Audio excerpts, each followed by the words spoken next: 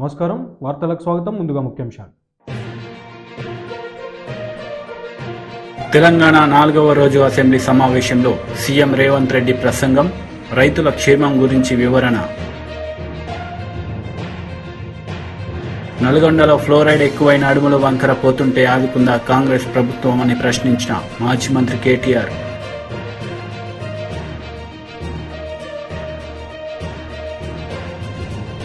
మంత్రి అంబటి రాంబాబు మీడియా సమావేశం, టీడీపీ నేతలపై ఫైర్.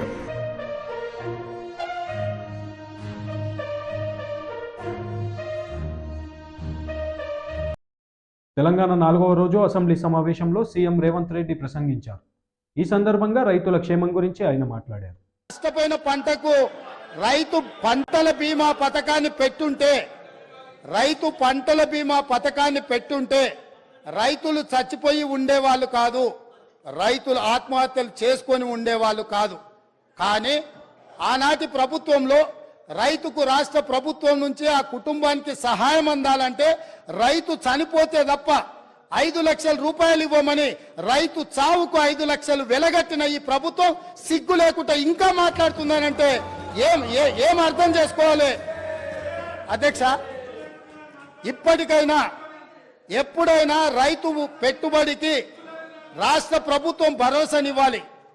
రైతు పంటలకు బీమా పథకం ఉండాలి తప్ప, రైతు బతకడానికి ప్రభుత్వం నుంచి హామీ ఉండాలి తప్ప, చనిపోయిన తర్వాత నువ్వు ఏమిచ్చినా ఆ కుటుంబంలో చనిపోయిన వ్యక్తి తిరిగి వస్తాడా అని నేను అడుగుతున్నాను అధ్యక్ష. అదేవిధంగా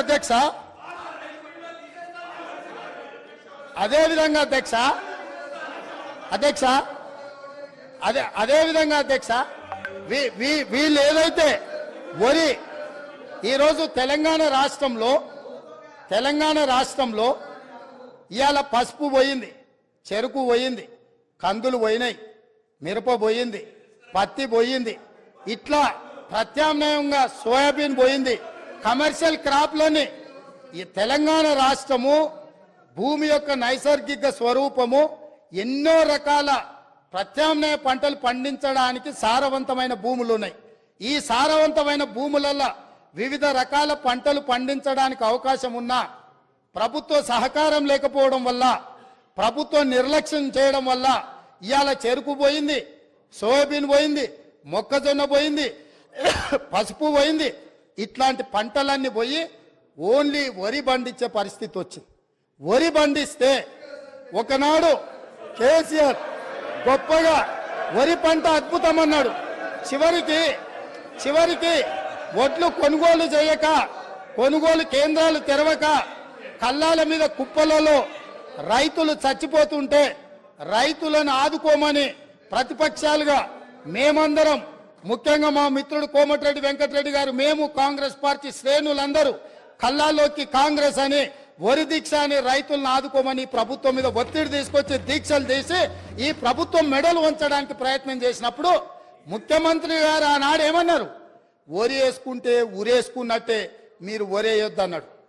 నేను అడుగుతున్న అధ్యక్ష మీ ద్వారా ఈరోజు అక్కడ కూర్చున్న వాళ్ళను, ఆనాడు చెరుకు గాని, పత్తి గాని, మిర్చి గాని, సోయాబీన్ గాని, పసుపు గాని, కందులు గాని, మినుములు గాని పండించకుండా, ఆ రైతులకు సహకారం అందించకుండా, ఆ రైతులను అందరినీ వరి పండించడానికి మళ్ళించి వరి పండించినప్పుడు ఒరేస్తే ఉరేసుకున్నట్టే అని చెప్పిన ఈ ప్రభుత్వం, ఈ పార్టీ, ఈ నాయకుడు రైతులందరినీ ఒరేసుకోవద్దని చెప్పి ఈ ప్రబుద్ధుడు మాత్రం ఫామ్ హౌస్ లో 150 ఎకరాలలో వరి పండించింది అధ్యక్ష.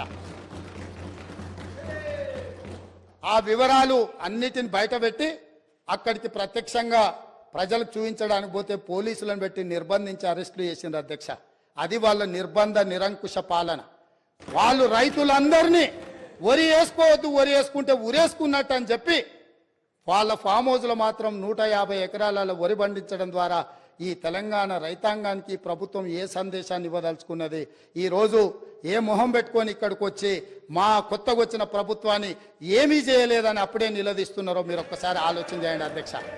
అదేవిధంగా అధ్యక్ష, ఈరోజు కేంద్ర ప్రభుత్వం ఆనాటి ధరలు, కనీస మద్దతు ధర వరికి 1960 రూపాయలు ఉన్నప్పుడు రైతుల నుంచి దళారులు కావచ్చు, మిల్లర్లు కావచ్చు, లేకపోతే ప్రభుత్వంలో ఉన్న పెద్దల యొక్క కుమ్ముక్కుతోటి 1400కు 1500కే క్వింటాల్ కొంటున్నప్పుడు ఎసెన్షియల్ కమోడిటీ యాక్ట్ కింద పీడీ యాక్ట్ పెట్టి బొక్కలేయాల్సిన దళారులను వాళ్ళు అంటగాగి 1400కు 1500కు వరి అమ్ముకుంటున్న రైతులు ఆత్మహత్యలు చేసుకుంటుంటే ఈ ప్రభుత్వం ఆనాడు వీళ్ళు ఏం చేసిందో మీరు ఆలోచన చేయండి అధ్యక్ష. నల్లగొండలో ఫ్లోరైడ్ ఎక్కువై నడుములు వంకర పోతుంటే ఆదుకుందా కాంగ్రెస్ ప్రభుత్వం అని మాజీ మంత్రి కేటీఆర్ ప్రశ్నించారు. ఈ సందర్భంగా ఆయన మాట్లాడారు. పాడుబడ్డ ఇండ్లు, ఆకలి కేకలు, ఆత్మహత్యలు, వలసలు, కరువులు, కర్ఫ్యూలు, ఎన్కౌంటర్లు, కరెంటు కోతలు, కటిక చీకట్లు, నెర్రెలు బారిన నేలలు, నెత్తురు గారిన నేలలు. ఇదే కదా ఆనాటి మీ గొప్ప ఘనత వహించిన ప్రభుత్వంలో ఆనాడు మీరు చూపెట్టిన అద్భుతాలు ఇవే కదా అధ్యక్ష. ఒక్క మాటలో చెప్పాలంటే అధ్యక్ష, వీళ్ళ పాలనలో తాగునీటికి దిక్కులేదు, సాగునీటికి దిక్కులేదు, కరెంట్ అనేది అడ్రసే లేదు. ఇక ఇది వీళ్ళ పాలన అధ్యక్ష. 50 ఏళ్లు పరిపాలించి అధ్యక్ష, ఇక్కడ కూర్చున్న సభ్యులు ఆలోచన చేయాలి అధ్యక్ష. రాజగోపాల్ రెడ్డి గారు చేస్తున్నారు. నల్లగొండలో ఫ్లోరోసిస్ తప్ప ఏమిచ్చింది అధ్యక్ష వీళ్ళు? నల్లగొండలో ఫ్లోరోసిస్ తో 1,50,000 మంది నడుములు వంగరబోతుంటే మునుగోడు నియోజకవర్గంలో ఒక్కసారి నాకు ఒక కాంగ్రెస్ సభ్యుడు మాట్లాడింది అధ్యక్ష సబ్జెక్టే మాట్లాడుతున్నా అధ్యక్ష. తర్వాత సభ్యుడికి ఇష్టం వచ్చినంత టైం ఇవ్వండి, మాట్లాడినివ్వండి, మాకు అభ్యంతరం. ఐఎమ్ నాట్ ఈల్డింగ్ అధ్యక్ష. నల్లగొండలో ఫ్లోరైడ్ బాధలు, దేవరకొండలో పసిపిల్లల అమ్మకాలు, పాత బస్తీలో మైనారిటీ తీరని బాలికల వివాహాలు, మహబూబ్ నగర్ లో గంజి కేంద్రాలు, పాలమూరు నుంచే 14 లక్షల మంది వలసలు ప్రతి సంవత్సరం. అధ్యక్ష, ముఖ్యమంత్రి రేవంత్ రెడ్డి గారి సొంత నియోజకవర్గం కొడంగల్లో ప్రతిరోజు 2 బస్సులు అధ్యక్ష బొంబాయికి పోయేది.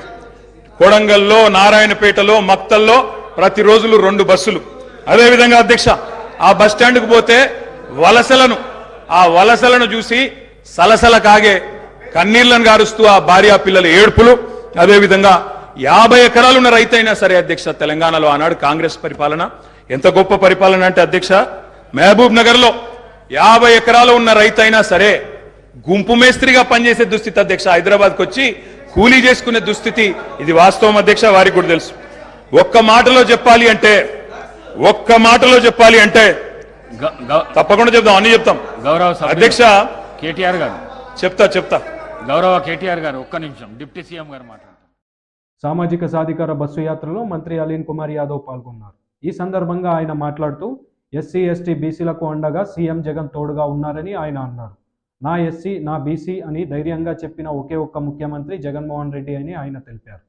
అనేక మంది నాయకులు వచ్చారు, కానీ ఈ రాష్ట్రంలో 2019కి ముందు ఏదైతే పాదయాత్ర చేసి తన పాదయాత్రలో ప్రతి ఒక్కరిని కలుసుకుంటూ ముందుకు వెళ్ళిన తర్వాత 2019లో ఎన్నికల ముందు ఏదైతే బీసీ గర్జన గాని, మైనార్టీ సదస్సులు గాని, ఎస్సీ ఎస్టీ సదస్సులు గాని, ఆ సదస్సులో జగన్మోహన్ రెడ్డి గారు 2019 ఎన్నికల్లో ఒక్క అవకాశం నాకు ఇవ్వండి, మిమ్మల్ని గుండెలో పెట్టుకొని చూసుకుంటానని ఏదైతే మాట చెప్పి ఈ రోజు ముందుకు వచ్చాడో ఆ మాట నమ్మి ఈ రాష్ట్రంలో ఉన్న బీసీలు, మైనార్టీలు, ఎస్సీ ఎస్టీలు జగన్మోహన్ రెడ్డి గారికి ఒక చరిత్ర లాగా, ఒక సునామీ లాగా, ఒక 151 సీట్లు, ఒక చరిత్రని భారతదేశంలో జగన్మోహన్ రెడ్డి గారికి ఇస్తే తాను ముఖ్యమంత్రి అయిన వెంటనే తొలి కేబినెట్ ను మొదలుకొని 1/2% పైగా నా బీసీ, నా ఎస్సీ, నా ఎస్టీ, నా మైనార్టీ సోదరులు ఉండాలని చెప్పి అక్కడ మొదలుపెట్టి రాజ్యసభ సభ్యుల దగ్గర నుంచి, కార్పొరేషన్ చైర్మన్ల దగ్గర నుంచి అనేక పదవుల్లో, అనేక వార్డుల్లో కూడా ఈ రోజు దాదాపు 1/2% పైగా ఈ రోజు బీసీలకు, మైనార్టీలకు, ఎస్సీ ఎస్టీలకు రాజ్యాధికారం కల్పించిన వ్యక్తి జగన్మోహన్ రెడ్డి గారని చెప్పి తెలియజేస్తున్నాను. సోదరులారా, ఈ భారతదేశంలో దళితులు అయ్యారు ముఖ్యమంత్రులు, మైనార్టీలు అయ్యారు ముఖ్యమంత్రులు, బీసీలు అయ్యారు ముఖ్యమంత్రులు, కానీ ఏ ఒక్క ముఖ్యమంత్రి కూడా ధైర్యంగా నా బీసీలు, నా మైనార్టీలు, నా ఎస్సీలు, నా ఎస్సీలు చెప్పగలిగే దమ్మున్న ముఖ్యమంత్రి జగన్మోహన్ రెడ్డి గారని చెప్పి తెలియజేస్తా ఉన్నాను. ఈరోజు మనందరం కూడా ఆలోచన చేయాలా. ఈరోజు జగన్మోహన్ రెడ్డి గారు 2024లో జరగబోయే ఎన్నిక ఒక బలవంతుడికి బక్క చిక్కిన వాడికి జరుగుతున్న ఎన్నికలు. బలవంతుడు వైపు ఆ చంద్రబాబు నాయుడు గారు, ఆ దత్తపుత్రుడుంటే ఈ రాష్ట్రంలో బక్క చిక్కిన వాళ్ళ వైపు జగన్మోహన్ రెడ్డి గారు నడుస్తున్నాడని చెప్పి ఈరోజు మీ అందరికీ కూడా తెలియజేస్తున్నా. ఈరోజు మీ అందరికీ కూడా ఒకటే చెప్తా ఉన్నా, 2019 తర్వాత, ఎందుకంటే నాకు తెలుసు ఈరోజు ఈ జిల్లాలో కూడా మీరు ఒక్కసారి ఆలోచన చేయండి.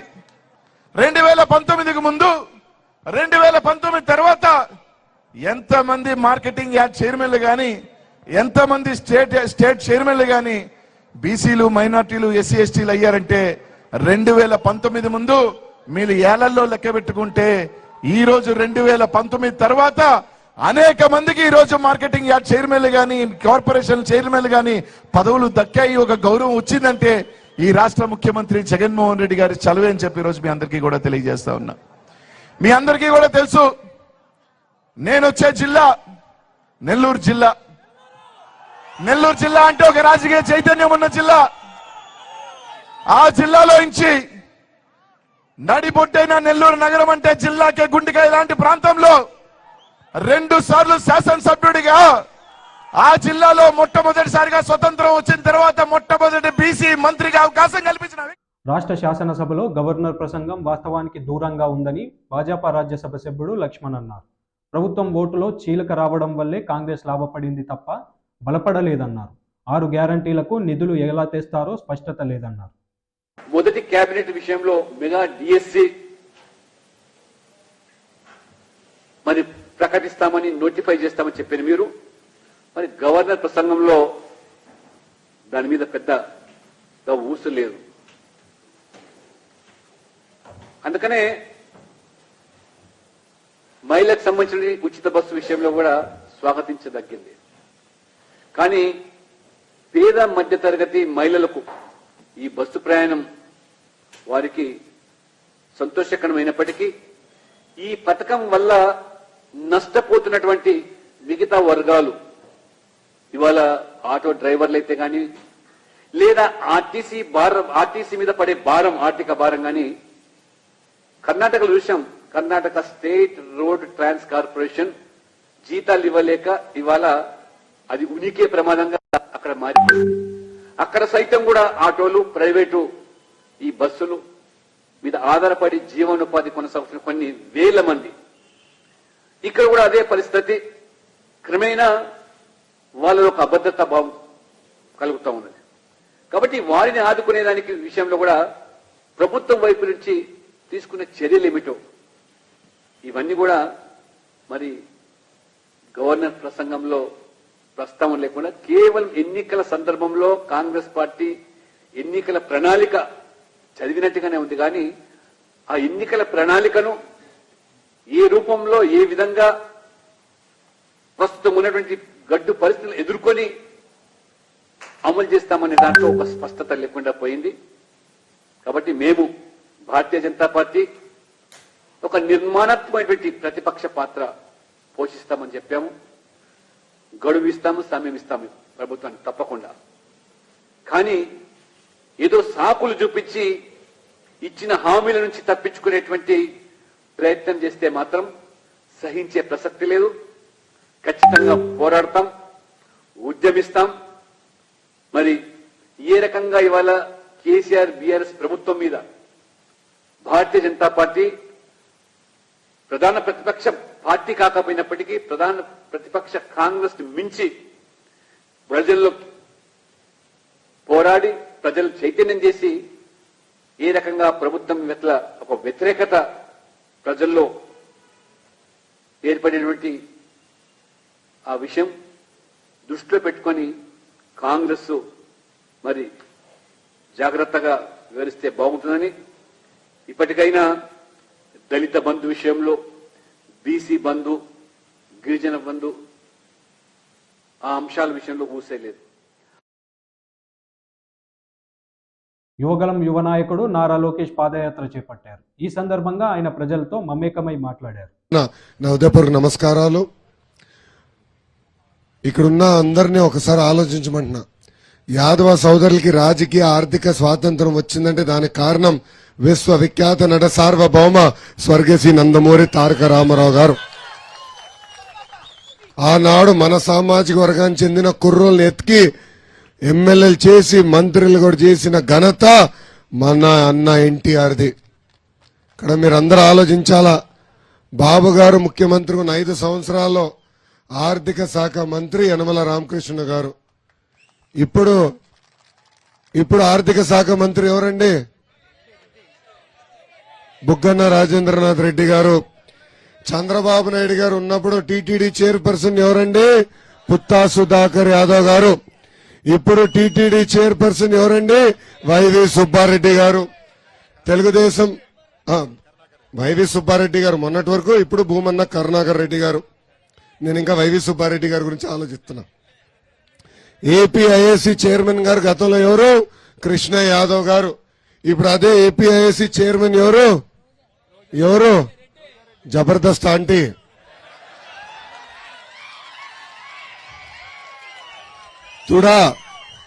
తుడా చైర్పర్సన్ నరసింహ యాదవ్ గారికి ఆనాడు తెలుగుదేశం పార్టీ ఇస్తే, ఇప్పుడు ఏకంగా చెవిరెడ్డి భాస్కర్ రెడ్డి కొడుక్కి తుడా చైర్పర్సన్ కూడా ఇస్తాం జరిగింది. ఇంకా బీద రవిచంద్ర యాదవ్ గారిని ఆనాడు ఎమ్మెల్సీ చేశాం. ఇంకో పక్కన రాయలసీమ ప్రాంతానికి చెందిన తిప్పేస్వామి గారిని కూడా ఆనాడు ఎమ్మెల్సీ చేస్తాం జరిగింది. మన సామాజిక వర్గానికి చెందిన ఏకైక వ్యక్తి లోక్సభలో అడుగుపెట్టారు. అది కూడా ఆనాడు తెలుగుదేశం పార్టీ రెడ్డి గారిని లోక్సభ కూడా పంపిస్తాం జరిగింది. రెడ్డి యాదవ్ గారు తెలుసు. అందుకే ఇక్కడున్న యాదవ్ సోదరులు కూడా హామీ ఇస్తున్నా, మళ్ళీ 2024 ఎన్నికల్లో లోక్సభకి మళ్ళీ మన యాదవ సోదరులు కూడా పంపించే బాధ్యత నేను వ్యక్తిగతంగా తీసుకుంటా. అది రాజకీయంగా. ఇంకా ఆర్థికంగా కూడా మనం ఆడుకోవాలా. చంద్రబాబు నాయుడు గారు ముఖ్యమంత్రిగా ఉన్నప్పుడే యాదవ సోదరులకు ప్రత్యేక కార్పొరేషన్ ఏర్పాటు చేశాం, నిధులు కేటాయించాం. యాదవ సోదరుల అభివృద్ధి కోసం ఆనాడు నిధులు ఖర్చు పెట్టాం. ఆదరణ పథకం ద్వారా 90% సబ్సిడీ ద్వారా పన్నిమొట్లు అందజేశాం. గొర్రెలు కొనాలంటే సబ్సిడీ ఇచ్చాం. గొర్రెలు కావాల్సిన ఫీడ్ అందజేశాం. మందులు కూడా సబ్సిడీ ద్వారా అందజేశాం. ఆనాడు గోపాల మిత్రులు నియమించి మన ఆవులు బర్రెలకి ఏమైనా ఇబ్బంది ఉంటే గోపాల మిత్రులు పరిగెత్తుకుంటూ వచ్చే పరిస్థితి.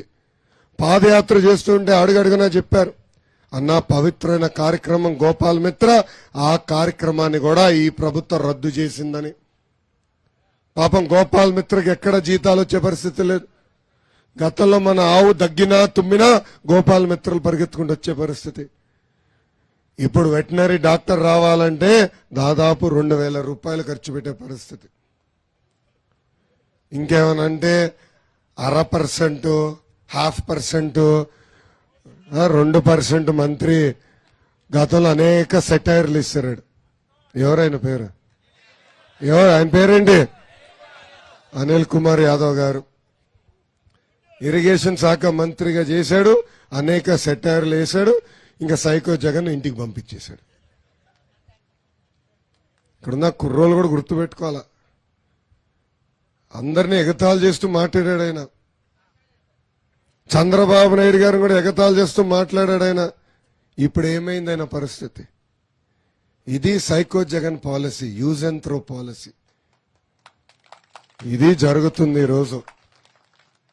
ఇంకా అతనికి టికెట్ కూడా ఇచ్చే పరిస్థితిలో ఈ సైకో జగన్ లేదు. అయిపోయింది అది కూడా. గతంలో తెరాస భిక్షం వల్లే కాంగ్రెస్ ప్రభుత్వం అధికారంలోకి వచ్చింది. అది తెలంగాణ ఇస్తామంటే తెరాస కాంగ్రెస్కి మద్దతు ఇస్తే అధికారంలోకి వచ్చి మోసం చేసిందని మండిపడ్డారు ఎమ్మెల్యే హరీష్ రావు. కేసీఆర్ గారి గురించి ఒకటే విషయం చెప్పి నేను ముగిస్తే అధ్యక్ష. ఓన్లీ వన్ మినిట్ అధ్యక్ష. 1 minute అధ్యక్ష. ఆ రోజు 1 minute అధ్యక్ష. Only I'm trying to set right the record. నేను స్పీచ్ ఇవ్వట్లేదు, రికార్డు కరెక్షన్ మాత్రం. ఒక్కటే నిమిషం అధ్యక్ష, సీనియర్ శాసనసభ్యులు ఒక్కటే నిమిషం అధ్యక్ష. I will take only 1 minute. I will take only 1 minute అధ్యక్ష. ఆ రోజు నిజంగానే కేంద్రంలో ఆ రోజు కాంగ్రెస్ పార్టీ అధికారంలోకి వచ్చినప్పుడు సోనియా గాంధీ గారి అధ్యక్షంలో యూపీఏ సమావేశం జరిగింది. ఆ యూపీఏ సమావేశంలో సోనియా గాంధీ గారు కేంద్ర మంత్రివర్గంలో కేసీఆర్ గారిని చేరమన్నప్పుడు కేసీఆర్ గారు ఒక మాట చెప్పారు, కామన్ మినిమం ప్రోగ్రామ్ లో తెలంగాణ అంశం పెడితేనే నేను కేబినెట్ లో చేరతా, నేను పదవుల కోసం రాలేదు, తెలంగాణ కోసం ఢిల్లీకి వచ్చినా అని చెప్పిండు కేసీఆర్ గారు. ఆ రోజు కామన్ మినిమం ప్రోగ్రామ్ లో పెట్టి ఉభయ సభలను రాష్ట్రపతి గారు ఉద్దేశించిన సభలో రాష్ట్రపతి గారు తెలంగాణ రాష్ట్ర ఏర్పాటును సంప్రదింపుల ద్వారా చేస్తామని చెప్పించింది కేసీఆర్ గారు.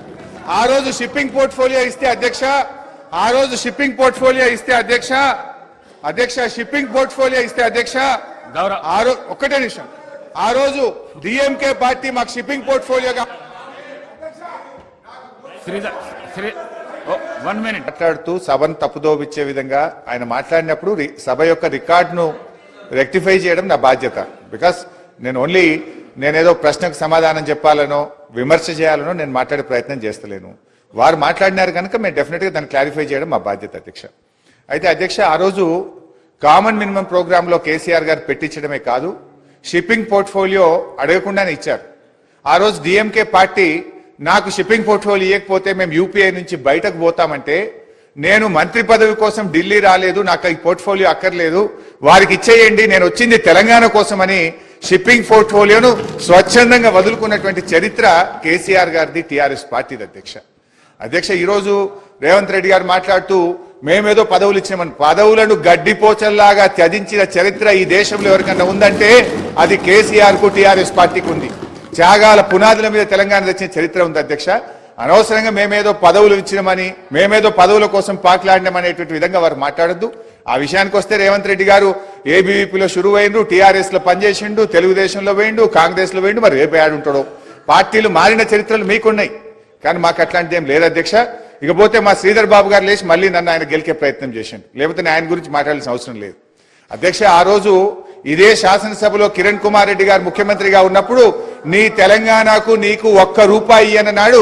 పేగులు దిగదాకా కొట్లాడింది ఎవరు, పెదవులు మూసింది ఎవరో కూడా ఈ రాష్ట్ర ప్రజలకు గుర్తున్నది అధ్యక్ష. ఉన్నారు ఇవాళ ఇక్కడ చాలా మంది, ఆ రోజు ఉన్న వాళ్ళు కూడా ఇక్కడ ఉన్నారు. ఆ రోజు మేము పేగులు దిగదాకా పోడియంలోకి పోయి కొట్లాడినాము, ఆ రోజు మీరు పెదవులు మూసుకొని మాట్లాడినటువంటి చరిత్ర కూడా కాంగ్రెస్ పార్టీకి ఉంది అధ్యక్ష. నేను అనేది మాకు ఒప్పుకున్నది అధ్యక్ష. దయచేసి మీరు మా మీద విమర్శలు మాని, ప్రజలు మీకు అధికారం ఇచ్చారు, మీకు అవకాశం ఇచ్చారు, మీరు ప్రజలకిచ్చిన ఆ గ్యారంటీలు ఎలా అమలు చేస్తారో దాని మీద దృష్టి పెట్టే ప్రయత్నం చేయండి. దానికి నిర్మాణాత్మకమైన ప్రతిపక్షంగా మేము సహకరిస్తాం, సూచనలు ఇస్తాం. కానీ ఎంతసేపు మీరు మా మీద నేపాలు నెట్టో, మా మీద బురద జల్లేటువంటి ప్రయత్నం మాని ప్రజలకు మీద ఇచ్చిన హామీల అమలు మీద. మంత్రి అంబటి రాంబాబు మీడియా సమావేశం నిర్వహించారు. ఈ సందర్భంగా పలు అంశాలపై ఆయన మాట్లాడారు. రేపు జరిగేటటువంటి మీటింగ్లో వాళ్ళ నాన్నగారికి ఒక గిఫ్ట్ ఇస్తా అంట. ఏంటంటే రెడ్ బుక్ అంట. ఏం చేసుకుంటారు రెడ్ బుక్? 4 గీసుకుంటారా? మీరు అధికారంలోకి వచ్చేదా చచ్చేదా? రెడ్ బుక్ తీసుకొచ్చి ఏదో చేస్తామని ప్రగల్భాలు పలికేటటువంటి పరిస్థితికి మీరు దిగజారిపోయారు. ఈ దిగజారిపోయినటువంటి తెలుగుదేశం పార్టీ గురించి పదే మాట్లాడాలంటే మాకు కూడా ఇసుగ్గా ఉంది. అయినా ఏదో తప్పదు కదా, మీరు మాట్లాడేటటువంటి మాటలకు సమాధానం చెప్పవలసినటువంటి బాధ్యత మాకున్నది. చివరికి పవన్ కళ్యాణ్ మీరు కలిసిన 0 కలిస్తే 0 ఇంటూ అయినా కూడా అది 0 అవుతుందనే వాస్తవాన్ని మీరు గమనించాలి. ఎన్నికల్లో అది నిరూపణ అవుతుందని ఈ సందర్భంగా నేను చెప్పదలుచుకున్నాను.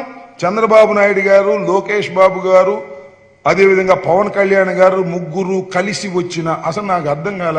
చంద్రబాబు నాయుడు గారు నేను ఒకటి అడుగుతా, చెప్పండి, మీ దగ్గర దమ్ము ఉంటే ధైర్యం ఉంటే, అసలు పవన్ కళ్యాణ్కి ఎన్ని ముష్టేయాలనుకుంటున్నారు? మీరు ఎన్ని సీట్లు ముష్టేయాలనుకుంటున్నారు? పవన్ కళ్యాణ్ ఎన్ని తీసుకోవాలనుకుంటున్నాడు? ఇది చెప్పండి. అంతేకాదు, మీ ఇద్దరు కలిసింది రాష్ట్ర భవిష్యత్తు కోసం అట. అయ్యా, మీ ఇద్దరు కలిశారు కదా ఇంతకు ముందు ఒకసారి, కలిసి అధికారంలోకి వచ్చారు కదా, ఏమి రాష్ట్ర భవిష్యత్తును కాపాడారు మీరు చెప్పండి? అవంగానే మళ్ళీ తిట్టుకున్నారుగా, అవంగానే మళ్ళీ కొట్టుకున్నారుగా, అవంగానే మళ్ళీ ఒకళ్ళొకళ్ళు విమర్శించుకున్నారు కదా. మీది కలహాల కాపురం అని తేలిపోయింది కదా. ఆ రోజున మోడీ గారు మీతో కలిసి ప్రయాణం చేసిన, పవన్ కళ్యాణ్ గారు మీతో కలిసి ప్రయాణం చేసిన, ఎన్నికలు అయిపోయిన తర్వాత మోడీ గారిని మీరు విమర్శించారు, మిమ్మల్ని మోడీ గారు విమర్శించారు, పవన్ కళ్యాణ్ గారు మోడీ గారిని నిన్ను విమర్శించారు. మళ్ళీ వాళ్ళు వచ్చి మేము కలుస్తున్నాం రాష్ట్ర భవిష్యత్తు కోసం. ఒకసారి కలిసి మీరు రాష్ట్ర భవిష్యత్తును సర్వనాశనం చేసి మళ్ళా కలిసి ఏం చేయబోతారో ప్రజలకు తెలియదని అనుకోకండి అని ఈ సందర్భంగా నేను చెప్పదలుచుకున్నాను. ఓకే,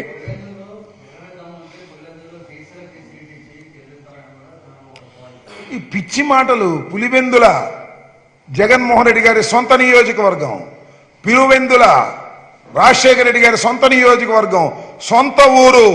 అక్కడే పోటీ చేశారు, అక్కడే గెలుస్తూ వచ్చారు. చంద్రగిరిలో లాగా ఓడిపోలేదు. ఇప్పుడు గుర్తుపెట్టుకోమని మనవి చేస్తున్నా. బీసీలకు ఏ విధమైన ప్రాముఖ్యత ఎక్కడ ఎలా ఇస్తున్నామో ప్రజలందరికీ తెలుసు, బీసీలకు తెలుసు. చంద్రబాబు నాయుడు గారు బీసీలకు మంత్రివర్గంలో సరైన స్థానం ఇవ్వని వాడు. లాస్ట్ టైం మీరు చూశారు కదా, ఒక్క మైనారిటీ ఉన్నాడండి కేబినెట్లో 5 సంవత్సరాల పాటు. ఒక్క మైనారిటీని కూడా పెట్టనటువంటి దుర్మార్గమైన పరిపాలన చేసినటువంటి చంద్రబాబు నాయుడు గారు మమ్మల్ని ప్రశ్నించేటటువంటి స్థాయి నీకు లేదనే విషయాన్ని దయచేసి గమనించమని కోరుతూ ఉన్నాను.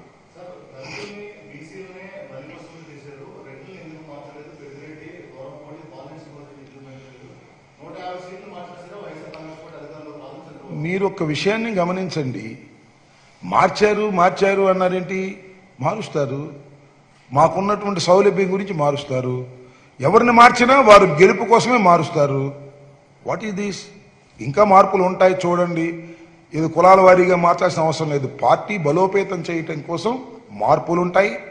బీసీలకు తగిన స్థానం ఉంటుంది, ఎస్సీలకు తగిన స్థానం ఉంటుంది, మైనార్టీలకు తగిన స్థానం ఉంటుంది. చంద్రబాబు నాయుడు గారి కడుపు మంట. ఎందుకంటే ఆయన ఒక్క సీటు కూడా గెలవలేని దశకు వైఎస్ఆర్ కాంగ్రెస్ పార్టీ పటిష్టంగా తయారవుతుందనేటువంటి భావన, ఈ మార్పులు చేర్పుల వల్ల మరింత పటిష్టంగా తయారవుతుందనేటువంటి భయం తప్ప మరొకటి కాదు అని గమనించాలని మనవి చేస్తున్నాను.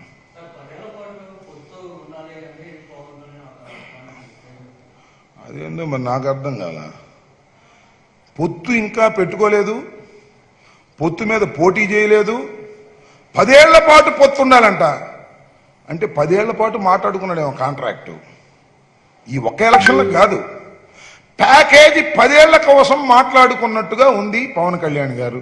అసలు పవన్ కళ్యాణ్ గారు, చంద్రబాబు నాయుడు గారు, లోకేష్ బాబు గారు అసలు మీరు ఎక్కడ ఉంటున్నారండి? ఏ రాష్ట్రంలో ఉంటున్నారండి? శాసన మండలి మాజీ చైర్మన్ ఎంపీ షరీఫ్ మీడియా సమావేశం నిర్వహించారు. ఈ సందర్భంగా పలు అంశాలపై ఆయన మాట్లాడారు. ఇంజనీరింగ్ విద్యార్థులు సొంత రాష్ట్రంలో సరైన సదుపాయాలు, సరైన బోధన వ్యవస్థ లోపించటం మూలంగా మరి పొరుగు రాష్ట్రాల్లో ఇంజనీరింగ్ చదవటానికి వలసపోయారు. గతంలో టీడీపీ హయాంలో ఎవరైతే విద్యార్థులు బాగా చదువుతున్నారో, మంచి ప్రతిభ కనబరుస్తున్నారో అటువంటి వాళ్ళకి స్ఫూర్తి కల్పించడానికి ఏపీ అబ్దుల్ కలాం ప్రతిభ పురస్కారాలు ఇచ్చే సాంప్రదాయం ఉండేది. ఈనాడు జగన్మోహన్ రెడ్డి గారు దాన్ని జగనన్న ఆనిముత్యాలు అని పేరు పెట్టి అబ్దుల్ కలాం గారి పేరును తొలగించడం చాలా బాధాకరం. ఇది కేవలం తన పేరు మాత్రమే కనబడాలి, వినబడాలి, వేరే పేర్లు కనబడకూడదనే ఉద్దేశంతో మరి ఒక పెద్ద సైంటిస్టు ఈ దేశానికి మరి ఉప రాష్ట్రపతి చేసి అందరూ మెచ్చుకున్నట్లుగా ప్రవర్తించిన అబ్దుల్ కలాం గారి పేరును తొలగించటం దారుణమైన విషయం. అదే రకంగా ఈనాడు ఈ ప్రభుత్వ విధానాల మూలంగా చూస్తే కేంద్ర ఉన్నత విద్యాశాఖ విడుదల చేసిన నేషనల్ ఇన్స్టిట్యూషన్ ఆఫ్ ర్యాంకింగ్ ఫ్రేమ్వర్క్లో ఈనాడు 2023లో రాష్ట్ర విద్యాలయాలు, కళాశాలలు చిట్ట చివర నిలిచాయి. అంతేకాకుండా ఒకసారి మన గతంలో చూసుకున్నట్లయితే 2019లో టీడీపీ హయాంలో ఆంధ్ర యూనివర్సిటీ దేశంలో 28వ ర్యాంకులో ఉంటే నేడు 76 ర్యాంకుకు దిగజారిపోయిందంటే ఏ రకంగా విద్యా విధానం ఈ ప్రభుత్వ ఆధీనంలో దిగజారిపోతుందనే విషయాన్ని సందర్భంగా గమనించాలి. అదే రకంగా నీతి ఆయోగ్ సర్వే ప్రకారం టీడీపీ హయాంలో విద్యా నాణ్యత 3వ స్థానంలో ఉంటే ఈనాడు జగన్మోహన్ రెడ్డి గారు హయాంలో 19వ స్థానానికి దిగజారిపోయిందంటే ఈనాడు ప్రభుత్వ విధానాల లోపాలు, అజమాయిషి లోపాలు ఉంది. నిధులు కేటాయించడంలో సరైన విధానం లేదనేది ఇక్కడ స్పష్టంగా కనబడుతుంది. గతంలో చంద్రబాబు నాయుడు గారు ముఖ్యమంత్రి ఉండగా మరి 10వ తరగతి ఫలితాల్లో 92.9% ఉత్తీర్ణులైతే ఈనాడు జగన్మోహన్ రెడ్డి గారి హయాంలో ఆ ఉత్తీర్ణత శాతం 69.76కి పడిపోయిందంటే ఏ రకంగా విద్యా పరిణామ వార్తలు ముగించే ముందు ముఖ్యాంశాలు మరోసారి. తెలంగాణ 4వ రోజు అసెంబ్లీ సమావేశంలో సీఎం రేవంత్ రెడ్డి ప్రసంగం, రైతుల క్షేమం గురించి వివరణ. నల్గొండలో ఫ్లోరైడ్ ఎక్కువైన అడుగుల వంకర పోతుంటే ఆదుకుందా కాంగ్రెస్ ప్రభుత్వం అని ప్రశ్నించిన మాజీ మంత్రి కేటీఆర్.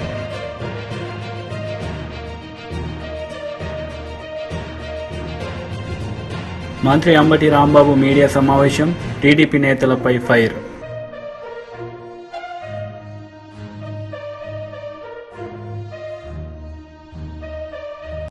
ఈ వార్తలు ఇంతటితో సమాప్తం. తిరిగి ప్రసారమయ్యే వార్తల్లో మళ్ళీ కలుద్దాం. అంతవరకు సెలవు. నమస్తే.